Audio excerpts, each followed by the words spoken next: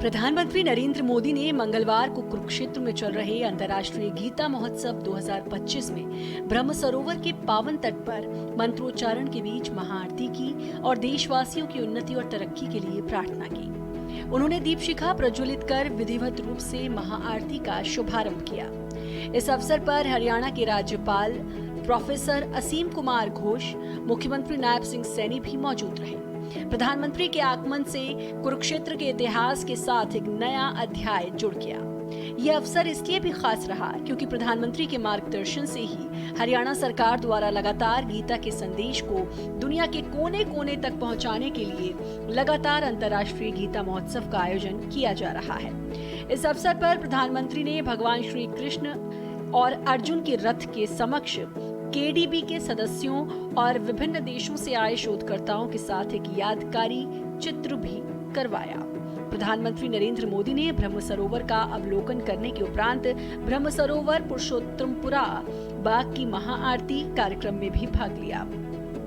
प्रधानमंत्री ने कहा कि भगवान श्री कृष्ण ने कुरुक्षेत्र की पावन धरा से पूरे विश्व को गीता का उपदेश दिया। इस पवित्र ग्रंथ गीता के उपदेश आज भी पूरे विश्व के लिए प्रासंगिक हैं। इसीलिए कुरुक्षेत्र की पूरे विश्व में आध्यात्मिक रूप से अनूठी पहचान है। अब आज अयोध्या में जब धर्म ध्वजा की स्थापना हुई है तो फिर मुझे सिख संगत से आशीर्वाद लेने का मौका मिला है।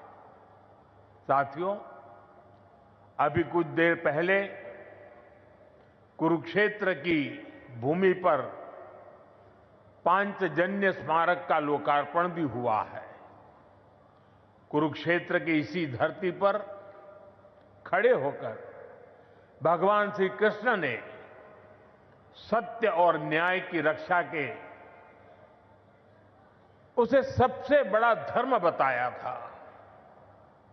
उन्होंने कहा था, स्वधर्मे निधनम श्रेय, अर्थात सत्य के मार्ग पर अपने धर्म के लिए प्राण देना भी श्रेष्ठ है।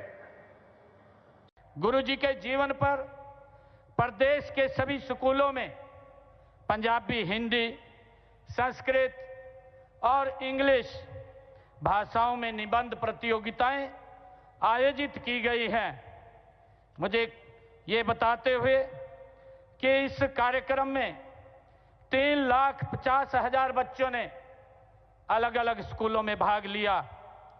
इसी प्रकार 3 भाषाओं की कहानी प्रतियोगिता में 350 विद्यार्थियों ने भाग लिया। और आदरणीय प्रधानमंत्री जी, जब पहली यात्रा हमने सिरसा रोडी से प्रारंभ की, चौधरी देवीलाल विश्वविद्यालय सिरसा में राष्ट्रीय स्तर का सेमिनार वहां आयोजित किया गया। हिंद की चादर श्री गुरु तेग बहादुर जी के 350वें बलिदान दिवस पर मंगलवार को प्रदेश सरकार द्वारा कुरुक्षेत्र के ज्योतिसर में आयोजित समागम में भी प्रधानमंत्री नरेंद्र मोदी ने हिस्सा लिया। समारोह की शुरुआत गुरु ग्रंथ साहिब की पावन हजूरी में नमन और वाहे गुरु जी का खालसा, वाहे गुरु जी की फतेह के उच्चारण के साथ हुई। इस अवसर पर हरियाणा के मुख्यमंत्री ने श्री गुरु तेग बहादुर जी के असाधारण बलिदान को नमन करते हुए कहा कि उनकी शिक्षाओं और साहस ने पीढ़ियों को वीरता का संदेश दिया है। उन्होंने श्री गुरु तेग साहिब जी की शहादत को नमन करने और उनको श्रद्धा सुमन अर्पित करने के लिए हरियाणा को चुनने के लिए प्रधानमंत्री का धन्यवाद किया। मुख्यमंत्री नायब सिंह सैनी ने कहा, गुरु जी के शहीदी दिवस पर प्रदेश सरकार ने हरियाणा गुरुद्वारा प्रबंधन समिति के साथ मिलकर अनेक आयोजन किए हैं ताकि गुरु जी की शिक्षाएं प्रदेश के बच्चे बच्चे तक पहुंचे। पिछले 1 नवंबर से पूरे प्रदेश में रोडी, पिंजौर, फरीदाबाद और साढौरा से 4 यात्राएं निकाली गई। तब से शुरू करके आज तक प्रदेश में 350 रक्तदान शिविर आयोजित किए गए, जिनमें 27,000 यूनिट रक्त एकत्रित किए गए। गुरु जी के जीवन पर प्रदेश के सभी स्कूलों में संस्कृत, हिंदी, पंजाबी और अंग्रेजी भाषाओं में निबंध प्रतियोगिताएं आयोजित की गई। इनमें 3,50,000 बच्चों ने भाग लिया। इसी प्रकार 3 भाषाओं की कहानी प्रतियोगिता में 350 विद्यार्थियों ने भाग लिया। चौधरी देवीलाल विश्वविद्यालय सिरसा में राष्ट्रीय स्तर के सेमिनार का आयोजन किया गया। सरकार ने इस विश्वविद्यालय में श्री गुरु तेग बहादुर जी के जीवन, दर्शन और कार्यों पर चेयर स्थापित करने का निर्णय भी लिया। इसी प्रकार गवर्नमेंट पॉलिटेक्निक अंबाला का नाम श्री गुरु तेग बहादुर जी के नाम पर रखा गया, ताकि युवाओं को गुरु जी की शिक्षाओं से प्रेरणा मिल सके।